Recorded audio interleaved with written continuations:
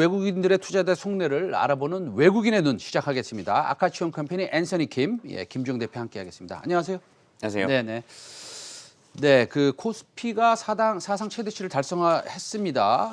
했고 여기는 외국인의 순매수의 역할이 굉장히 큰 것으로 보이는데 최근 외국인들이 굉장히 많이 샀어요. 네. 이제 뭐 7조 가까이 사는 것 같은데 이거 어떻게 봐야 되겠습니까? 글쎄요, 이게 참 원래 11월, 12월이면 좀 조용한 시즌이잖아요. 네네.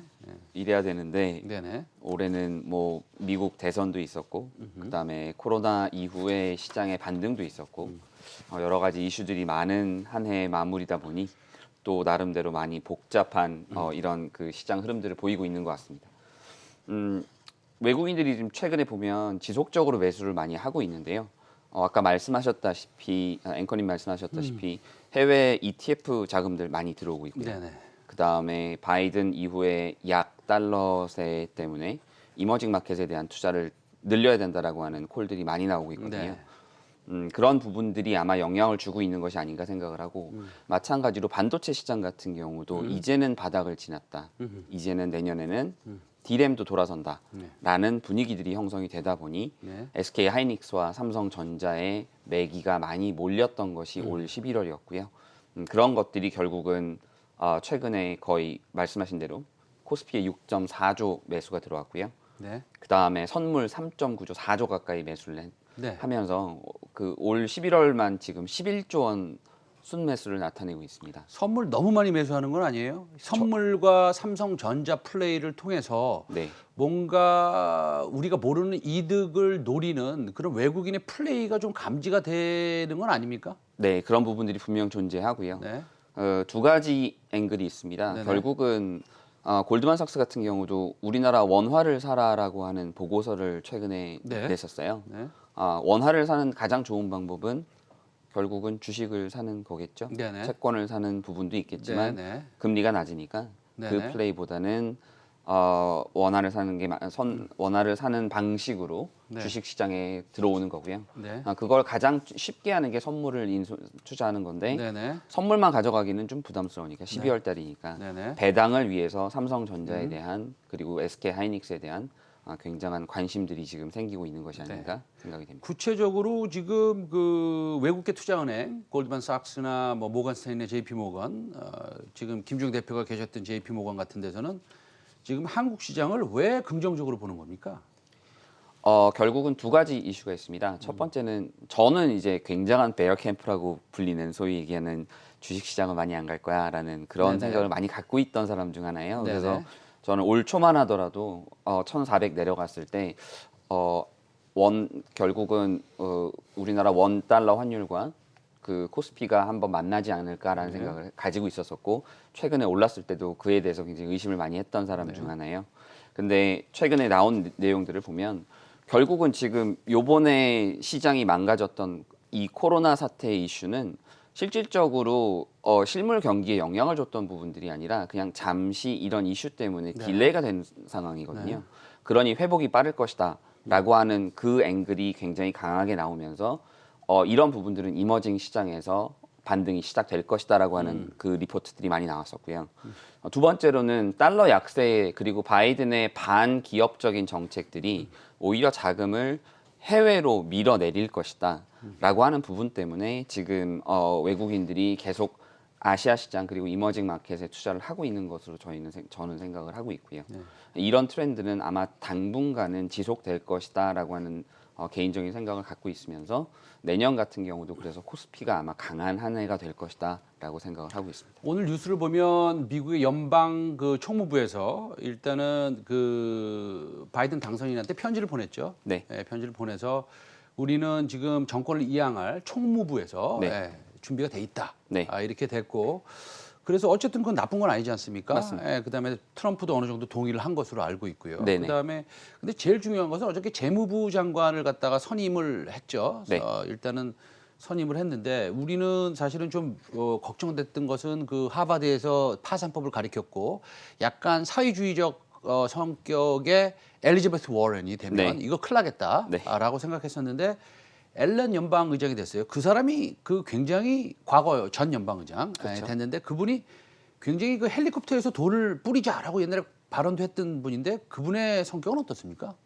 결국은 제넷 옐렌 같은 경우는 뭐 네. 첫 번째 여성 연준 의장을 지내셨고요. 네네. 그 다음에 벤 버냉키의 오른팔이라고 해도 과언이 아닌, 그리고 네네. 벤 버냉키가 물러나고 나서 네. 그 마지막 작업을 처리했던 네네. 연방준비위원회 위원장이셨잖아요. 네.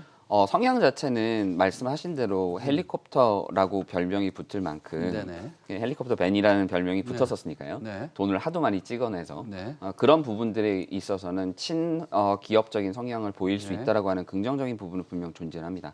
근데 바이든이 가지고 있는 기본적인 성향, 즉 기업에 대한 그 텍스를 올리겠다라고 하는 부분들이라던가 네. 이런 부분들 법인세요? 그렇죠. 네. 법인세 이슈 같은 경우는 기업들 입장에서는 굉장히 좀 부정적인 부분이기 때문에 그런 것들이 지속적으로 존재하는 한 이런 부분들이 해결되지 않는 한은 아마도 미국 시장에 대해서는 좀 어려운 부분이 있지 않을까 생각을 하고요.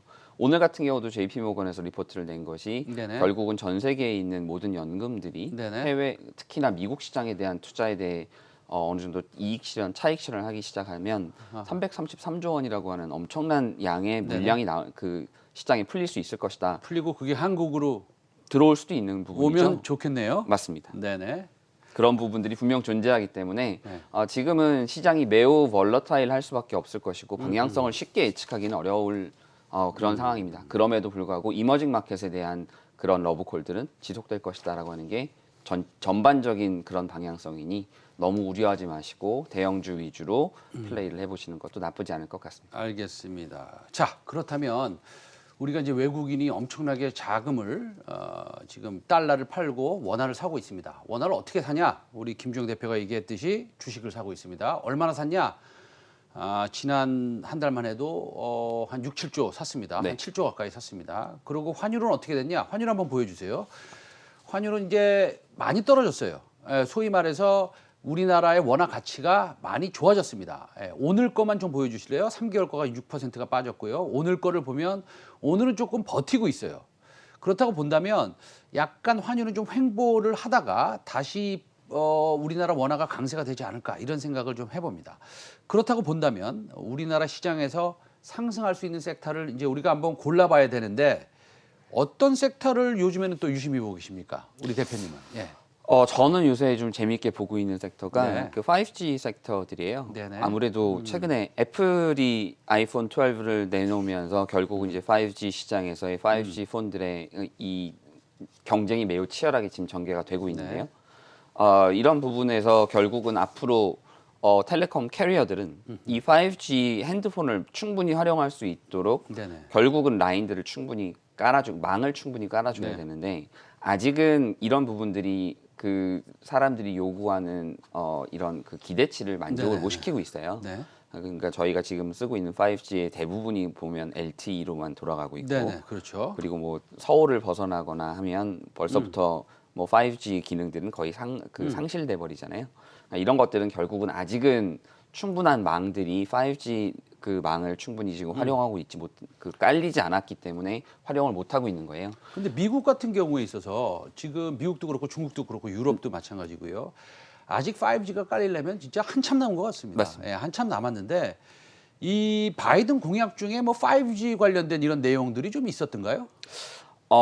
반드시 그런 것은 아니었는데요. 네네. 이제 트럼프 정부에서는 네. 이 5G 롤아웃에 대해서 굉장히 적극적이었었고, 네네. 그리고 이번에 12월 8일 날도 그 5G 280MHz, 그다음에 3.5에서 3.7 GHz 밴드의 그 전파 사용권을 옥션을 하게 됩니다. 아하. 그러니까 언제 이렇게 한다고 그러셨죠? 이게 12월 8일입니다. 12월 8일이면 며칠 안 남았네요. 이제 얼마 안 남았습니다. 네.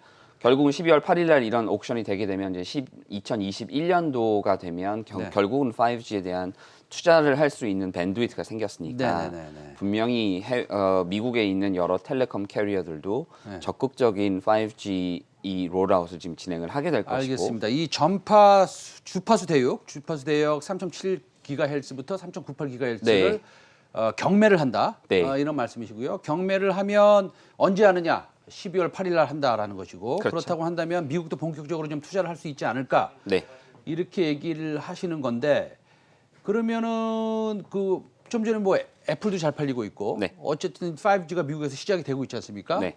그러면은 오늘의 종목은 이 당연히 5G 관련된 5G 확장의 수혜주이겠네요. 네, 그렇습니다. 근데 여기서 5G 확장의 수혜주인데 그 확장이라는 단어에 조금 더 포커스를 우리가 좀 맞춰야 되겠습니까? 맞습니다. 그러면 어떻게 보시는 겁니까? 지금 어떤 종목을 보시는 겁니까? 저는 오늘 들고 나온 종목은 RFHIC라고 하는 종목입니다. RFHIC요. 네. RFHIC가 조금 비싸던데. 네, 네. 다들 얘기들을 하실 때 네네. 가격이 비싸다라는 얘기들을 많이 그냥 하시는데요. 가격 뭐 절대 가격을 얘기하는 건 아니죠 우리가. 그렇죠. 이제 밸류에이션이 비싸다는 얘기인데. 맞습니다. 밸류에이션이 조금 비싼 이유가 있습니까? 지금 PER이 한 24배 정도가 되는데요. 네네.